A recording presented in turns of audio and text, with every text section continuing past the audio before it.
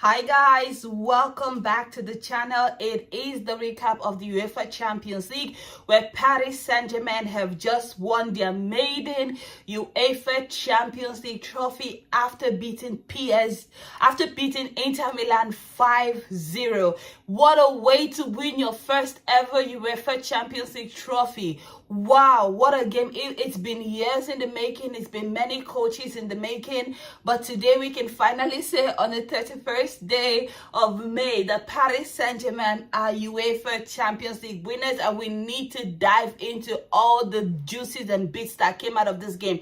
But if you haven't seen my face before, or you've just come across my video by chance and you don't know who I am, hi guys, I'm Just Max, and on this channel I talk about football from the La Liga to the Prem and definitely the UEFA Champions League. And even though my beloved Barcelona were not in this, in this finals, I still had to come on here to talk about this game because I am first and foremost a football fan. And what a footballing exhibition from PSG that we have just seen. It was magnificent from the first kickoff of the game.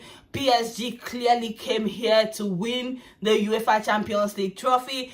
And for the first time this season, we realized how old Inter Milan were because they were not able to keep up with PSG at all. But first, let's go into the lineup that Luis Enrique put out for PSG today, and we can chat about what we saw from this team as a whole. We had Gigi Donnarumma in goal, who was essentially a spectator in this match. That was how intense PSG were. He had little to nothing to do in this match. We had Achraf Hakimi, who kicked things off for PSG very early. We had Marquinhos, who I am very happy for him. He's been a very good soldier for PSG over the years and has been in the finals before, but today he is finally a UEFA Champions League champion. Congratulations to you.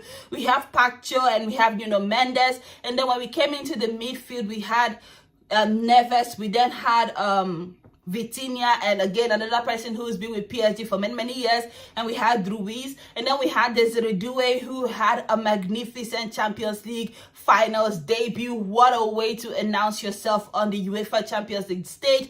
We did have Dembele, who did not get a goal today, but we also did have Kvaratskhelia, who also got a goal, and it was a party for PSG. Let me tell you, on the Inter Milan part of things, we did see some, we knew that the team that played Barcelona were probably not in the best health. And many of them were just coming back into match fitness. They just haven't played a lot of games since that Barcelona game. So we did see Hans Sommer, and honestly, he did not have a good game, in my opinion. But I would not blame him too much because the Inter Milan defense was shaky from the get-go. We did have Bastoni, Akhrabi, and Pavard. And we also have DiMarco, Mkhitaryan, Çalhanoğlu, Barella, and Dumfries in the midfield. And then the more recognizable duo of Lautaro Martinez and Marcus Thuram led the Inter Milan line. Now, as a Barcelona fan, I'm going to digress a little bit and say for the first 20 minutes, which by the way, PSG won this game in 20 minutes. I could not understand for the life of me how Barcelona lost to Inter Milan. They looked slow, they looked leggy, they looked like they did not have any coordination. And for every time that PSG ran at that Inter Milan defense, it just looked like it was going to buckle under pressure. PSG looked like they had more understanding of what the stage was for. I couldn't tell if someone told Inter Milan that this was the Champions League final and they needed to show up as such.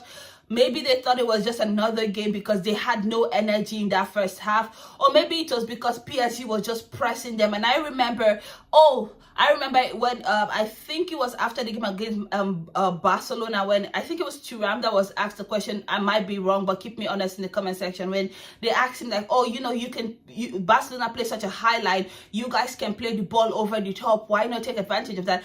And he said, yeah, it is. But the way they press you, by the time you're able to recover the ball, your mind is you're just not having the presence of mind to do those balls over the top. So I could see a sense of that in this game. They were chasing the game for much of the first half. They never really had a foothold. PSG pressed, and what a finals it would have been if Barcelona was. I know Barcelona is not here, but But like what a finals it would have been, because they had like similar styles of play in terms of the way they like to press. I would have loved to see a game between PSG and Barcelona. That's not the game that we have. I'm just a Barcelona fan who was unnecessarily pissed off watching Inter Milan, you know, disgrace themselves this way. But I digress. PSG were amazing.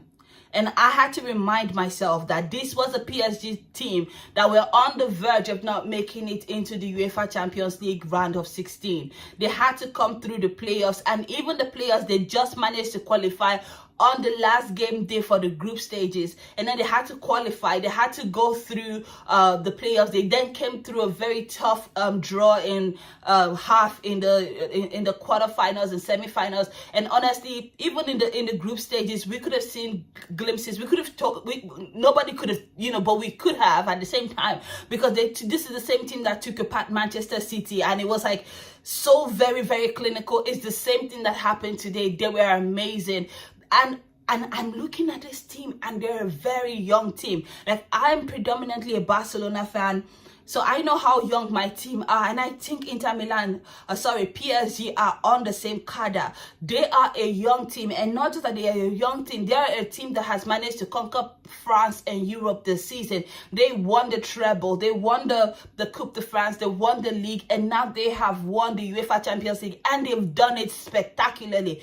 The attack, the first goal came through Achraf Hakimi, and it was just a very, very well walked ball, you know, to get to find Achraf Hakimi, who was standing with a wide open net. And if he's ever going to score a more easy goal, I don't think so, because that was a very, very good tap-in. It was a team coordinated goal. I loved the move. The way PSG were able to turn defense to attack was something that we continue to see in this final. That second goal by Desiree Doué, what a magnificent goal as well. Like, when he took that ball, it was bettered from an attack from Inter Milan, and somehow they were able to run out with the ball, a quick counter attack. Ousmane Dembele was able to have the awareness and skill to find Desiree Doué, who I don't think he meant to do it. It did take a wicked deflection, but a goal is a goal in the UEFA Champions League, and we can't take anything off of him for that one.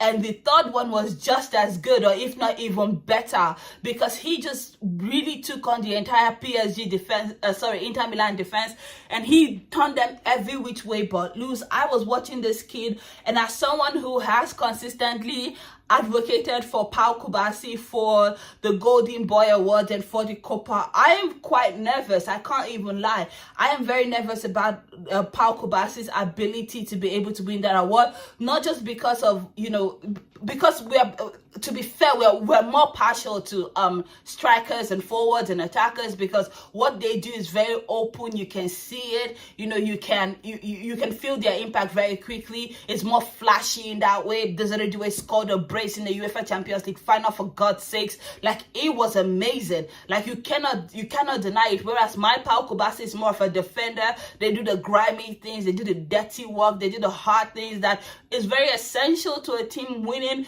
but like, it's most often time a very thankless job. And even though I think that Pau Kubasi has done enough to win the trophy, to win the Copa, to win the Golden Boy Award, I cannot lie and say that I'm not concerned. I am, because it's a stiff competition now between Desiree Doué and Pau Kubasi, because he had a sensational game. And the same can be said for Kvaratskhelia. Oh my goodness. What can I say about this PSG team? I can even pick of my best goal for this match, because every goal was a banger. Every goal was very well. Like, for a team like Inter Milan that pride themselves in being able to be defensively astute, and I said this against Barcelona, they're not. Like, they really are not. It's just that Barcelona were a little bit, I don't know, immature, I would say, because the fact that Barcelona were able to come back against Inter Milan twice, maybe 3 times in that, you know, double-legged matchup, I said it, that they're not as defensively astute as we're led to believe. And honestly, the fact that in a final of this magnitude, of the scale that PSG have been able to take apart the Inter Milan defense not once, not twice, not thrice, but 5 whole times. And each goal, I can't even decide which one was the better, because everyone was a work of art. Hang it in the Louvre, it was magnificent. I can't even decide. Like, they really came prepared. And I have to give the credit to Luis Enrique for the way that he has coached this team. My man Luis Enrique is a magnificent coach, and again, I am starting to worry about another award that I had thought my Barcelona was going to come home with, which is the best coach award for the season. I thought that Hansi Flick was definitely a shoo-in for that award, based on the way he's been able to turn around Barcelona's season and turn them from one of the fledglings in Europe to essentially a team that everybody should sit up and take note of. But however, I think that Luis Enrique has gone a step further now than Hansi Flick.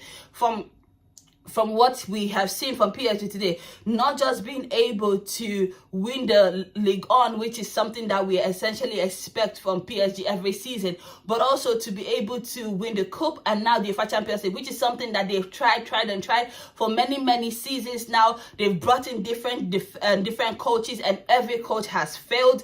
But Luis Enrique has somehow managed to get the job done. And not just that he got the job done, also I have to stress on it. He got the job done while making them play like a team. Yeah. Oh yes.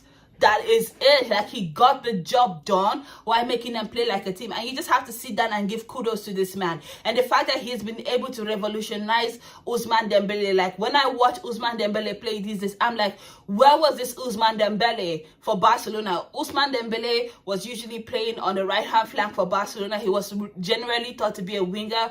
But Luis Enrique just saw something different, and he's been able to transform him from pushing him more centrally from the wing into the central position for PSG. And now we are seeing an Ousmane Dembele that has had a Ballon d'Or season. Now, I still want one of my Barcelona boys to win it, but I cannot lie, I cannot tease.